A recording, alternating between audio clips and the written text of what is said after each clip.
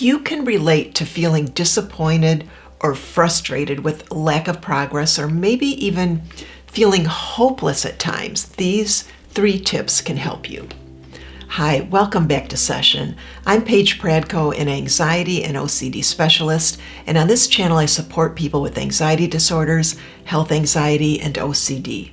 If you're battling with agoraphobia, panic, or health anxiety, and you're not getting better, you're not defective or broken, I'm going to explain 3 reasons why this might be happening so that you can turn this around. When working with someone who has struggled with an anxiety condition like agoraphobia for years, it's not unusual to hear that they've tried exposure therapy in the past, but say that it didn't work for them. Now, Emma's world shrank down to the size of her bedroom. Agoraphobia held her captive indoors. Now, she told me she used to venture outside for walks for exposures, but after panicking and feeling her heart race, she convinced herself that she was causing more damage, and then she retreated again. Now, Mark's body felt like a battlefield where his every ache and pain became a terrifying threat. His health anxiety fears soon developed into full-blown agoraphobia during the pandemic, and he was afraid of not acting on a potential medical problem or being too far from help or being near others that might make him sick. And his fears then spread to just about everything and everyone outside of his apartment. Both Emma and Mark were not getting better. And although each of them had tried to challenge themselves with exposures, both had become convinced that progress was impossible for them and that they were better off just accepting their conditions. Thankfully, they both gave recovery another shot. Now, anxiety and phobia conditions like agoraphobia and panic and health anxiety can be complex and snowball, where recovery feels overwhelming. If you can relate to this feeling, my message to you is simple. Recovery is possible with the right direction and support. You may need a blueprint that leads you through the recovery process. This is life-changing work, and there is a way out. I want to share with you 3 reasons why people do not make progress or recover from anxiety conditions like agoraphobia and OCD, and even after doing exposures. Number 1 is not targeting core fears. Now, when planning exposures, especially in the beginning, it's necessary to identify your deepest fears related to each phobic situation, activity, image, or thought. Now, with conditions like agoraphobia, panic, and health anxiety, there can be multiple phobias involved and deeper fears associated with each of those phobias. For example, Emma had phobias or fears of having a cardiac event, being far from help, being alone, driving, being in unfamiliar places, being a crowd, traveling, and so on. So she began her treatment by identifying and separating her phobia situations and activities and working individual on separate phobia plans. Now, if we take a deeper look at just one of her fears, let's say her fear of feeling her heart rate increase, as an example, I asked her, what is it that she feared about her heart rate increasing? In Emma's case, she feared she would panic. Then I asked her, well, what then? Let's say that you panic. What are you afraid is going to happen? She thought she would just continue panicking and maybe do permanent damage to herself and just lose control or maybe go crazy. Okay, now we were getting somewhere. So Emma needed to learn that not only could she tolerate a racing heart, but that she could tolerate even if she did panic, and that the panic symptoms did not cause her permanent damage, and that she was not going to go crazy or just lose it. So Emma began treatment for that phobia with interoceptive exposures, where she was in control, causing her heart rate to increase on purpose. She needed to experience the physical symptoms she feared in order to learn that nothing bad was going to happen and that she could handle it.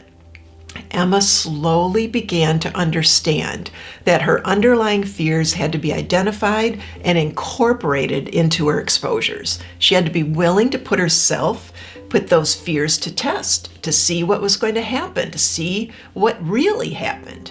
So before this, she had just kind of rushed through a walking exposure, maybe with her AirPods on, and then she'd kind of race back home again. She never really planned out her exposures to test those fears. And this brings me to the next reason why people do not make progress.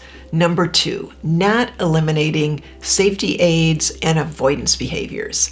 Safety aids includes anything that you might do or bring along to help you feel safe and reduce your anxiety or discomfort in an exposure. Avoidance behaviors are any behavior that distracts you from feeling your anxiety symptoms or discomfort during the exposures. Now, if safety aids and avoidance behaviors are not eliminated during your exposures and even after your exposures, your brain will believe that the only reason that you could do the exposure, the only reason you're still alive is because of those safety and avoidance behaviors. So if you've been struggling with a condition like agoraphobia for an extended period of time, letting go of safety and avoidance behaviors are the most difficult thing to do, especially your safety people. And the people in your life that care about you and function in that role believe that they're helping you. So it may even make them feel good and connected to you being in that role. You may want to explain to them that it's not helpful, and having them in that role is unintentionally making your recovery more difficult. Now, some people can eliminate their avoidance and safety behaviors, cold turkey. Typically, the avoidance behaviors are the first to go, and then the safety behaviors are eliminated as quickly as possible afterwards. Your exposures are just not going to be completely effective until you do, because they neutralize or negate your brain's ability to learn that you're safe and that you can tolerate the symptoms.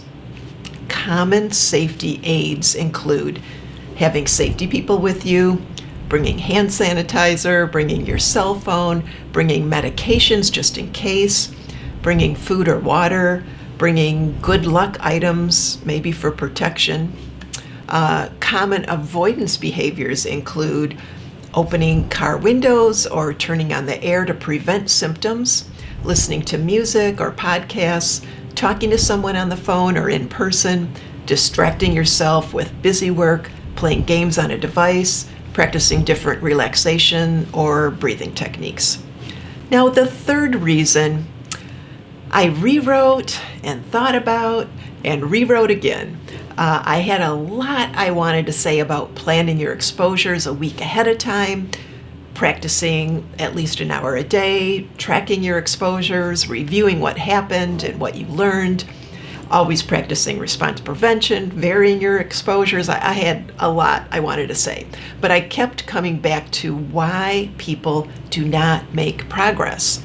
And that is number 3, they stop doing exposure therapy. People start their exposures with the best intentions, but often quit after experiencing symptoms that feel too threatening. Now, nothing is easy about exposure work. Go at your own pace. Remember that the purpose of an exposure is to learn that you can tolerate your symptoms when facing your fears. The purpose is not to eliminate your symptoms. That will take care of itself in time with practice. Now, I have resources and programs to help people recover from agoraphobia, panic, and health anxiety.